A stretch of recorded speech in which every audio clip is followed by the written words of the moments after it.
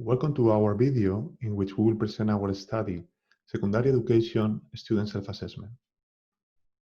We are Ernesto Panadero, Javier Fernández, and Iván Sánchez.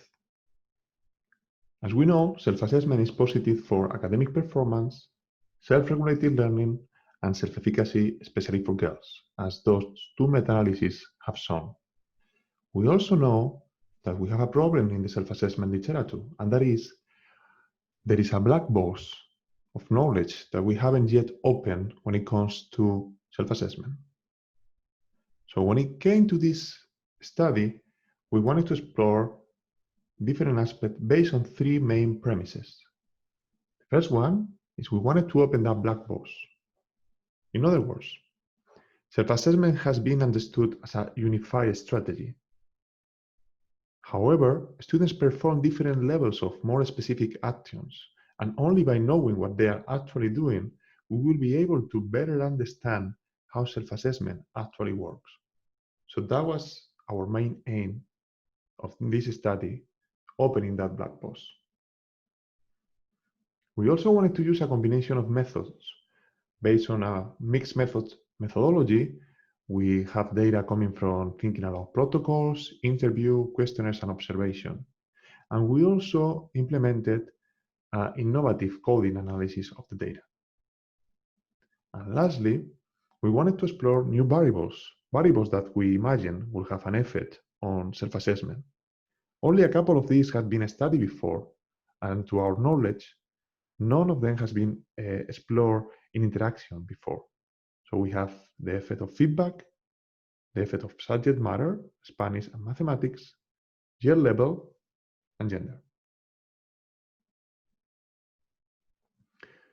The first decision we needed to take when it came to the data was how to disentangle the actions that the students were performing when they were asked to self-assess.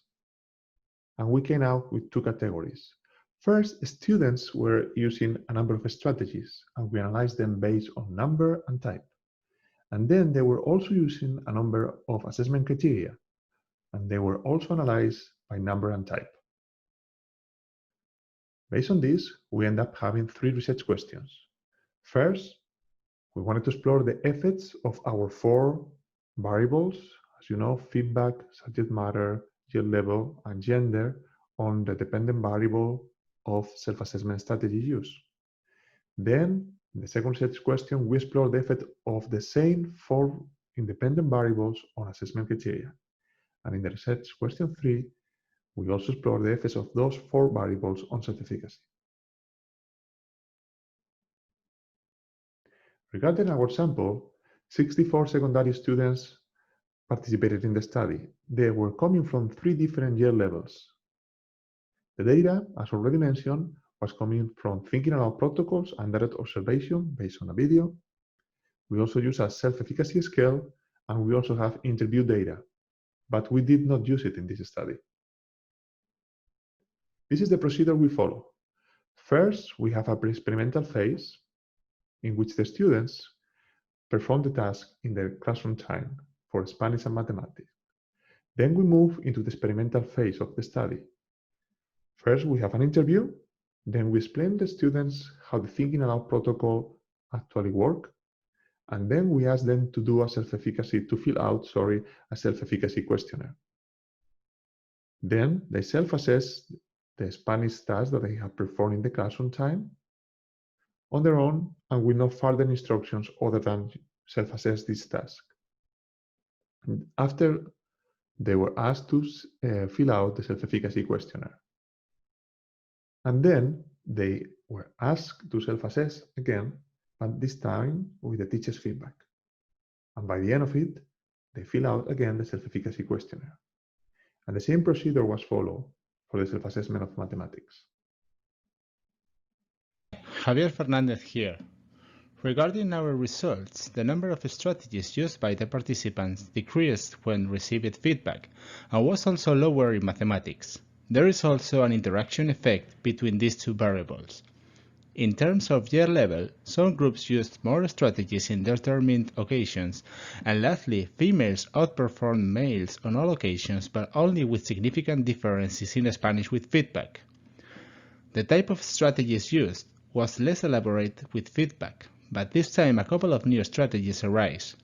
Read and process the feedback received and compare their own evaluation to feedback. Students also used different strategies for Spanish and mathematics, and once again females outperformed males by using more elaborate strategies on all occasions. The number of criteria used by the participants also decreased when received feedback, but this time was higher in mathematics. No differences regarding subject matter or gender were found.